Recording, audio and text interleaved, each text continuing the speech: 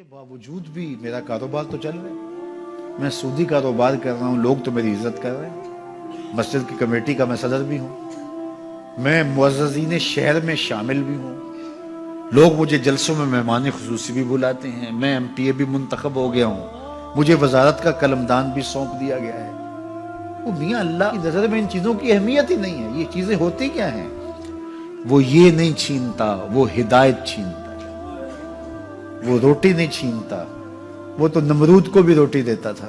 اس نے کبھی سورج کو منع نہیں کیا کہ اس کے گھر میں روشنی نہ کر، یہ حامان کا گھر ہے، یہ قارون کا گھر ہے، یہ میرے دشمنوں کا گھر ہے، اس کے گھر میں روشنی نہیں ہونی چاہیے۔ چاند کو کہتا ہے اپنی کرنیں بکھیر، سورج کو کہتا ہے اپنی روشنی بکھیر۔ جس طرح باجزید کے گھر میں روشنی ہوتی ہے، اس مکار کے گھر میں بھی ایسی روشنی ہوتی ہے، فرق نہیں پڑتا۔ تو وہ کرم نوازیاں تو نہیں رکتی، لیکن اللہ جب کسی سے ناراض ہوتا ہے تو اس سے ہدایت کی توفیق سلب کر لیتا ہے، تو اعلان جنگ ہوتا ہے۔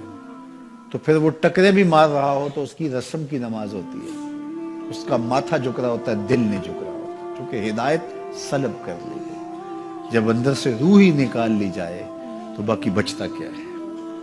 یہ بات ذہن میں رکھیے گا کہ اللہ تعالیٰ جل شانہ نے ہمیں جن کاموں سے روکا ہے، جن کاموں سے منع کیا ہے، ان کاموں کے کرنے میں ہمیں کبھی بھی بھلائی اور خیر نہیں مل سکتی۔ یہ ہم جب اچھی طرح سے ذہن نشین کر لیں، اگر اللہ پر ہمارا یقین اور یقیناً اس پر ہمارا ایمان ہے، تو پھر وہ امر جو اللہ کی طرف سے جن سے روک دیا گیا، تو ہم کبھی بھی ان کے قریب تک نہ جائیں، اور جن کاموں کے کرنے کا اسے حکم دیا گیا اس کی حکمتیں نہ بھی ہمیں معلوم ہو۔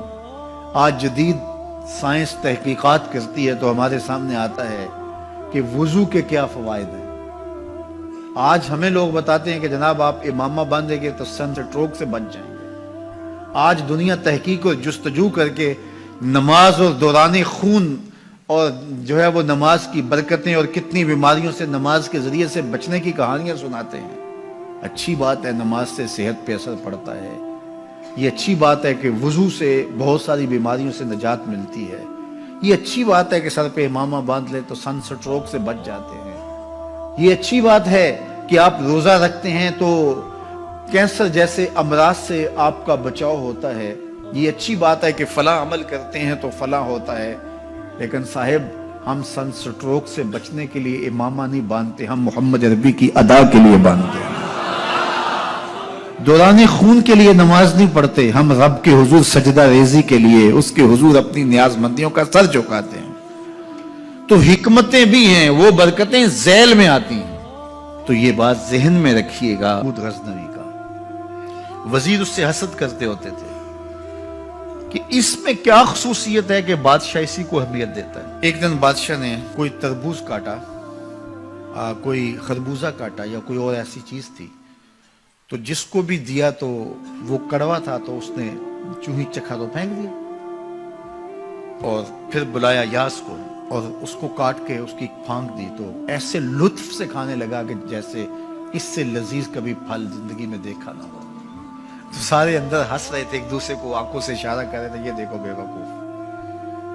تو بادشاہ رک گیا اور کہا کہ ایاز، یہ جو فروٹ تم نے کھایا ہے یہ میٹھا تھا یا کڑوا؟ کہا بادشاہ سلامت کڑوا۔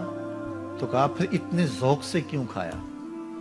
کہا کہ اس ہاتھ سے میں نے میٹھی نعمتیں کھائی ہیں، آج کڑوی ملی ہے تو تھوک دوں؟ کہا ایسا نہیں ہو سکتا۔ تو میاں کڑوا ہو تو وہ بھی قبول کیا جائے، نفس پہ شاک ہو۔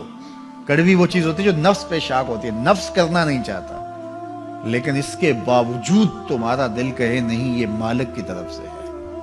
سخت سردی ہے، گرمی کی شدت ہے، پانی ٹھنڈا ہے اور موسم سرد ہے، پانی گرم ہے اور موسم بھی گرم ہے، رات کا پچھلا پہر ہے، تھکے ہوئے ہیں، لیکن آپ اس کے باوجود بھی اپنے رب کے حکم کو بجا لاتے ہیں۔ نفس پہ شاک ہے لیکن سینے میں ٹھنڈ ہی نہیں پڑتی جب اس کے حضور سجدہ ریزی نہیں کر لیتے۔ تو اس کے حکموں کو بجا لانا اور اپنے نفس کو پیچھے کر دینا اور اپنی خواہشات کے گلے پہ چھری پھیر دینا اور مالک کی رضا میں اپنے آپ کو گم کر دینا، یہی زندگی ہے اور یہی بندگی ہے۔ تو اس لیے مجھے اور آپ کو اس بات پہ غور اور تدبر کرنا چاہیے کہ ہم اس مختصر زندگی کو اللہ کے احکام کی مطابقت میں گزارنے کا عزم کریں، وہ بات چھوٹی سے چھوٹی ہو یا وہ بات بڑی سے بڑی ہو، وہ احکام ہماری زندگی کے اندر نافذ العمل ہو۔